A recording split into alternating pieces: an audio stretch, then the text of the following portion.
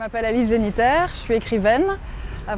J'écris à peu près tout ce qui est possible d'écrire, c'est-à-dire que j'écris des romans, j'écris du théâtre, maintenant j'écris aussi des scénarios de cinéma. Je suis passionnée par la question de qu'est-ce qui fait qu'une personne est devenue cette personne. Parce que finalement, quand on construit un personnage, on doit se poser ces questions-là. Qu'est-ce qui l'a formé?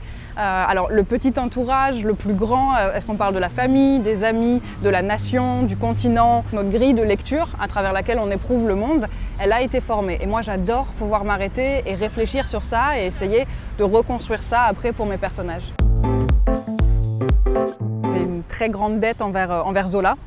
C'est lui qui m'a donné ce goût et puis cette impression que écrire, c'est pouvoir se plonger dans des univers différents et du coup apprendre ces vocabulaires techniques différents. Donc la sphère du langage, elle grossit, pouvoir décrire ces corps différents qui sont façonnés par un milieu, par un climat. Et puis toutes celles que moi je vois comme un peu comme les descendantes de Faulkner, donc Toni Morrison, Zadie Smith aussi, je lui trouve un côté très, très faulknérien dans la manière de travailler la langue, d'en faire une sorte de surface parfois très obscure. On n'arrive pas exactement à comprendre ce qui se passe, mais il y a cette beauté, ce poids, cette densité de la langue et ça m'intéresse tout autant que le naturalisme.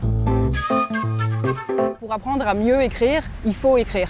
Et parfois c'est compliqué de se mettre à écrire, de prendre ce temps-là, de voler ce temps-là sur tous les autres temps de la vie, les temps de la formation, les temps sociaux. Comment on fait pour s'enfermer chez soi et se dire non mais maintenant je vais écrire juste pour essayer des nouvelles techniques, essayer d'apprendre des nouvelles choses, on ne le trouve pas toujours. Et un atelier, c'est ce moment-là. Et aussi, on peut se confronter à d'autres écritures. On ne reste pas enfermé dans sa propre petite cuisine. Et ça, à mon avis, c'est passionnant pour tout le monde, pour les étudiants comme pour moi.